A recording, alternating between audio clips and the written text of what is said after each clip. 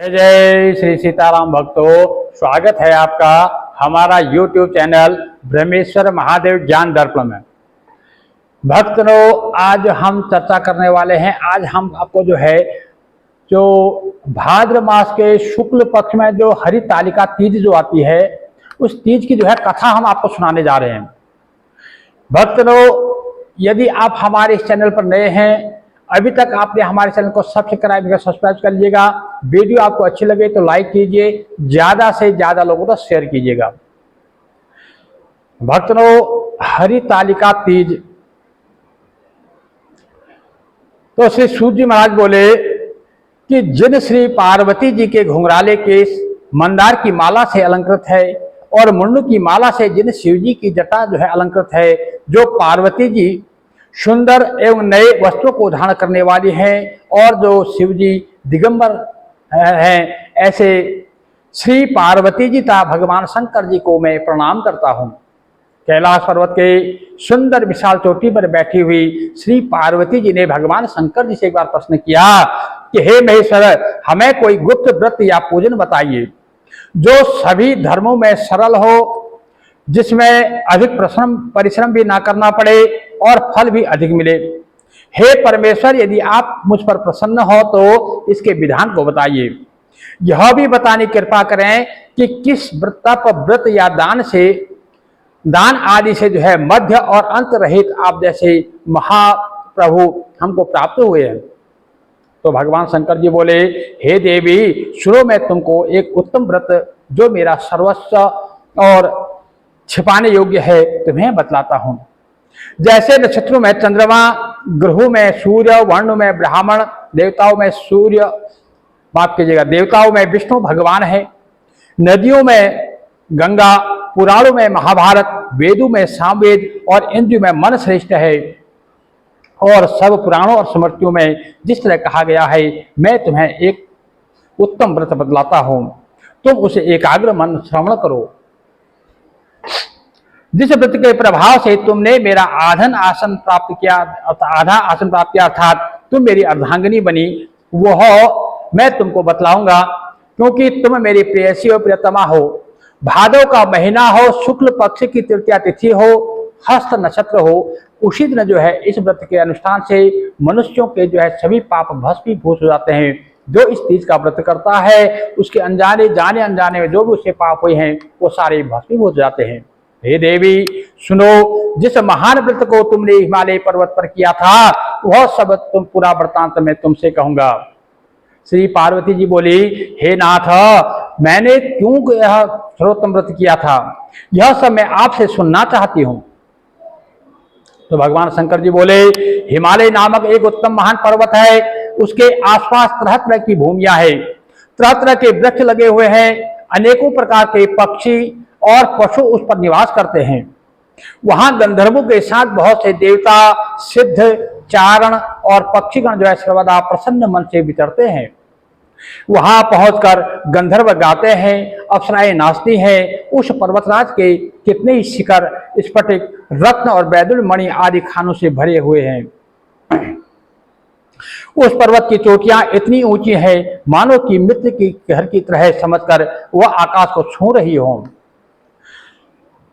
उसकी चोटी, सभी चोटियां सर्वदा बर्फ से ढकी रहती है, और गंगा की जल ध्वनि भी सदा सुनाई देती रहती है। हे पार्वती, तुमने वहीं बाल्यावस्था में 12 वर्ष पर्यंत कठोर तप किया और उल्टी टंग कर केवल धुआं पी करके आप वहां पर रही। 64 वर्ष तक केवल सूखे पत्ते खाकर, इसलिए माता पार्वती का एक नाम अपर्णा भी है। वो 64 वर्ष तक सूखे पत्ते खाकर वहां पर रही। माघ महीने में जल में खड़ी हो तब किया, बैसाख की अग्नि का सेवन किया। सावन में तुम भूखी प्यासी रहकर मैदान में बैठी रहती थी। तुम्हारे पिताजी तुम्हें इस प्रकार के कष्टों में देखकर बड़े दुखी हुए। वे चिंता में पड़ गए कि मैं अपनी कन्या किसको दूं। उसी समय श्रेष्ठ मुनि श्री नारद जी का वहां पहुंचना हुआ। वहां पहुंचे श्रेष्ठ मुनि श्री नारद जी को उस समय तुम्हें देखने को गए थे। नारद जी को अर्घ्य, पाद्य, आसन और देखकर गिरिजी ने उनका स्वागत किया और उनसे कहा, हे स्वामिनो, आप किस लिए आए हैं? मेरा अहोभाग्य है, आपका आगमन मेरे लिए शुभ हो। अच्छा है। तो श्री नारद मुनि बोले, हे पर्वतराज, मुझे स्वयं भगवान विष्णु ने आपके पास भेजा है। आपकी यह कन्या रत्न जो है किसी योग्य वर को समर्पण करना ही उत्तम है। संसार में ब्रह्मा, इंद्र और शिव इत्यादि देवताओं में विष्णु सर्वश्रेष्ठ माने जाते हैं। इन्हें ही अपनी कन्या देना उत्तम है। मेरी तो यही सम्मति है। हिमालय बोले, यदि देवाधिदेव भगवान विष्णु स्वयं मेरी कन्या के लिए प्रार्थना कर रहे हैं और आप संदेशा लेकर आए हैं, तो मैं उन्हें अपनी कन्या जरूर दूंगा। यह सुनकर मुनिराज वहां से अंतर्धान होकर के पीताम्बर शंख चक्र गदाधारी भगवान विष्णु के पास पहुंचे। वहां हाथ जोड़कर नारद जी ने भगवान विष्णु से कहा, हे देवो, मैंने आपका विवाह जो है पक्का कर दिया है। उधर हिमालय राज ने पार्वती के पास जाकर कहा कि हे पुत्री, मैंने तुम्हें जो है भगवान विष्णु के प्रति देने का विचार कर लिया है। तब पिता की बात सुनकर के माँ तुम जो है बिना उत्तर दिए ही अपनी सखी के घर चली गई और अत्यंत दुखित होकर पृथ्वी पर गिर पड़ी और विलाप करने लगी। ये जो है कथा भगवान शंकर जी माँ पार्वती को सुना रहे हैं। तुमको इस प्रकार विलाप करते देख तुम्हारी सखी ने पास आकर पूछा, हे देवी, तुम्हें क्या दुख हुआ है? मुझे कहो। तुम्हारी जो भी कुछ इच्छा होगी, मैं यथाशक्ति उसे पूरा करने की कोशिश करूंगी, चेष्टा करूंगी। तो माँ पार्वती बोली, हे सखी, मुझे प्रसन्न करना चाहती हो तो मेरी जो कुछ अभिलाषा है उसे प्रेम पूर्वक सुनो। मैं एकमात्र शिवजी को ही अपना पति बनाना चाहती हूँ, इसमें कुछ भी संशय नहीं है। लेकिन मेरे पिताजी इसके विपरीत करना चाहते हैं, इससे मैं अब जो शरीर को त्याग दूंगी।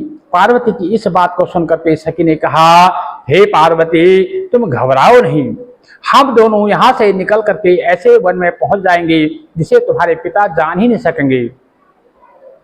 ऐसी सलाह कर तुम वैसे वन में जा पहुंची। उधर तुम्हारे पिता तुम्हें घर में न पाकर घर घर तुम्हें खोजने लगे।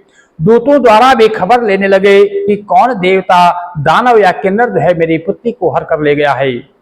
मैंने नारद के आगे भगवान विष्णु के प्रति कन्या देने की प्रतिज्ञा की थी, अब मैं उन्हें क्या उत्तर दूंगा?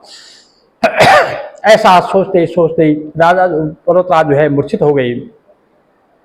गिरिराज को मूर्छित देखकर सब लोग हाहाकार करते दौड़ पड़े। जब होश हुआ तो सबने पूछा कि हे पर्वतराज, आप अपनी मूर्छा का कारण बताइए।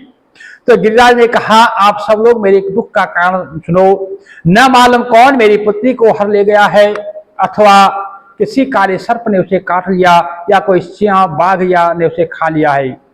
पता नहीं मेरी कन्या कहीं चली गई है, किस दुष्ट ने उसे हर लिया है। ऐसा कहे हुए वायु के झोंके से कांपते हुए वृक्ष के समान कांपने लगे। इसके बाद गिरिराज तुम्हें वन वन खोजने लगे और वन भी जो है सिंह, भालू आदि हिंसक जंतुओं से भरे हुए थे। इधर अपनी सखी के साथ तुम भी उस भयानक वन में चलती चलती एक ऐसी जगह जा पहुंची जहां एक सुंदर नदी बह रही थी और उसके तट पर बड़ी गुफा थी, जिसे तुमने देखा। तुमने उसी गुफा में आश्रय लिया और मेरी एक बालुकामयी प्रतिमा बनाकर आपने जो है अपनी सखी के साथ निराहार रहकर मेरी आराधना करने लगी। ये जो कथा भगवान शंकर जी माँ पार्वती को सुना रहे हैं। उस दिन जो है भाद्र शुक्ल पक्ष की हस्त युक्त तृतीया तिथि थी। तब तुमने मेरा विधिवत पूजन किया। रात्र भर जो है जागरण कर जाकर बाजों और गीतों के साथ मुझे प्रसन्न करने में बिताया।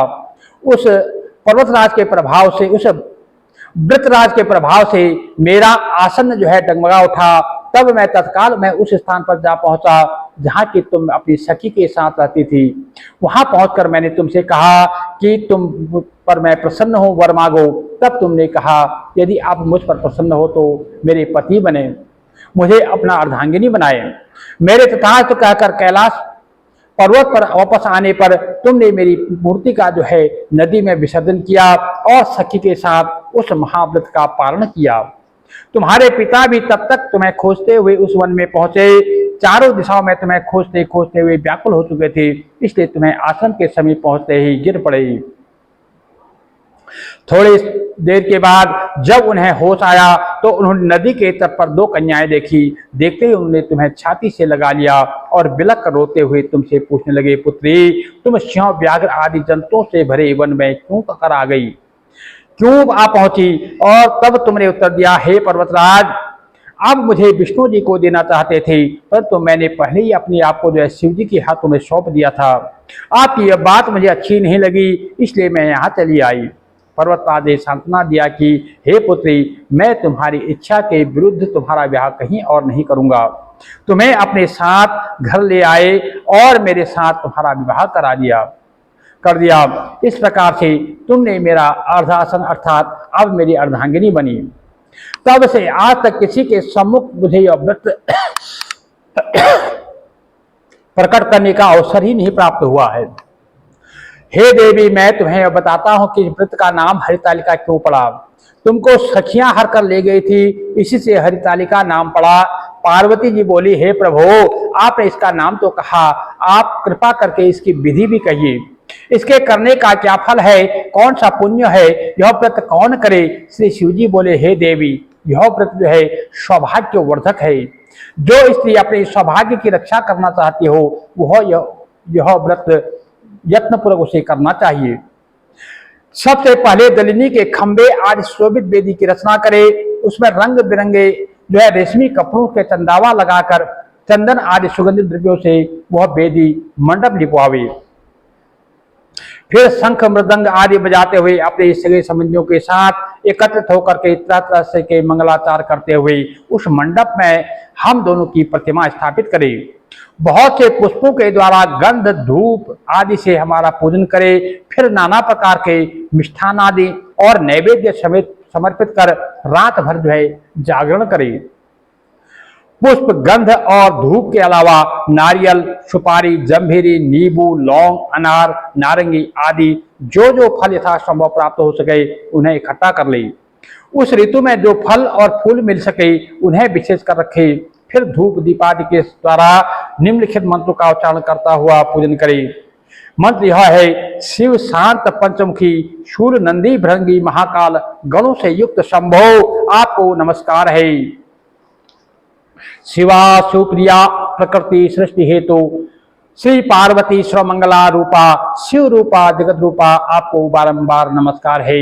हे शिवे नित्य कल्याणकारिणी जगदम्बे शिव स्वरूपे, आपको बारंबार नमस्कार है। अब ब्रह्मचारिणी हो, जगत की धात्री श्याम वाहिनी हो, आपको नमस्कार है। संसार के सब भय और संतापों से मेरी रक्षा कीजिए। हे महेश्वरी पार्वती जी, जिस कामना हेतु हमने आपका व्रत किया है, हमारी वह कामना पूर्ण करे। राज्य सुख संपत्ति और वैभव प्रदान करे। शंकर जी बोले, हे देवी, तदंतर विधि पूर्वक कथा सुने और ब्राह्मण को वस्त्र, गौ, सुवर्ण आदि दान देवे। इस तरह एक चित्त होकर सभी स्त्री पुरुष जो है दोनों एक साथ पूजन करे। हे देवी, जो स्त्री इस प्रकार पूजन करती है वो सब पापों से छूट जाती है, उसे 7 जन्म तक सुख और सौभाग्य प्राप्त होता है। जो स्त्री भादव के शुक्ल पक्ष की तृतीया के दिन यह व्रत धारण नहीं करती, आहार कर लेती है, वह 7 जन्मों तक जो है बंध्या रहती है एवं जन्म जन्म जो है विधवा हो जाती है। वह सदा दरिद्री, पुत्र शोक में शोकाकुल, स्वभाव से लाकी, सदा दुख भोगने वाली होती है और उपवास न करने वाली स्त्री अंत में जो है घोर नरक में जाती है। तीज को अन्न खाने से सूकरी, फल खाने से बंदरिया, पानी पीने से जौंक, दूध पीने से सापिनी, मांसाहार करने से बाघिन, दही खाने से बिल्ली, मिठाई खाने से चींटी और अन्य चीजें खाने से मक्खी होती है। उस रोज सोने से अजगरी और पति को धोखा देने से मुर्गी होती है। शिवजी बोले, इसी का सभी स्त्रियों को जो है प्रयत्न पूर्वक सदा यह व्रत करते रहना चाहिए। दूसरे दिन सुवर्ण, चांदी, तांबा और तथा बांस के पात्र में अन्न भरकर ब्राह्मण को दान दे और पारण अर्थात भोजन करे। हे देवी, जो इस प्रकार व्रत करती है वह मेरे समान पति को पाती है और मृत्यु के समय मेरा सानिध्य प्राप्त करती है। उसे सब प्रकार से सांसारिक भोग जो है और सामीप्य मुक्ति भी मिल जाती है। इस हरतालिका की व्रत कथा मात्र सुन लेने से प्राणी को जो है 1000 अश्वमेघ और सैकड़ों वाजपेय करने का फल प्राप्त हो जाता है। हे देवी, मैंने यह आपको सर्वश्रेष्ठ व्रत का महत्व सुनाया, जिसके करने से प्राणी जो है सब पापों से छूट जाता है, इसमें कुछ भी संशय नहीं है। तो इस प्रकार से भक्तों, जो ये हरितालिका जो तीज है उसकी कथा जो है मैंने आप लोगों को सुनाई है। भक्तों, भगवान भोलेनाथ माँ पार्वती जो है आपकी सभी मनोकामना पूर्ण करेगी। ओम श्री भविष्य पुराणे हर गौरी संवादे हरतालिका व्रत कथायाम, अर्थात ये जो कथा जो है भविष्योत्तर पुराण से जो है हर गौरी संवाद नामक ग्रंथ से लिया गया है। भक्तों, इस प्रकार से सभी भक्तों से जो व्रतजन हैं उनसे मैं ही प्रार्थना करूंगा कि माता पार्वती भगवान शंकर जी जो है उनकी मनोकामना पूर्ण करे, आपके व्रत सफल हों, आपका जीवन सफल हो, क्योंकि ये मनुष्य योनि हमें जो है सत्कर्म करने के लिए प्राप्त हुआ है, भगवान का भजन करने के लिए प्राप्त हुआ है, दान यज्ञ तप करने के लिए हमें मनुष्य योनि प्राप्त हुई है। तो हमें इसका लाभ लेना चाहिए, ज़्यादा से ज़्यादा जो है भगवान का नाम सिमरन करना चाहिए, जितना भी बन पड़े हमें प्रभु का नाम सिमरन करना चाहिए। भक्तों, यदि कथा आपको अच्छी लगे तो इसको लाइक कीजिए, ज़्यादा से ज़्यादा लोगों को शेयर कीजिएगा। भक्तों, यदि अभी तक आपने हमारे चैनल को सब्सक्राइब नहीं किया तो सब्सक्राइब जरूर कर लीजिएगा। जय जय श्री सीताराम भक्तों।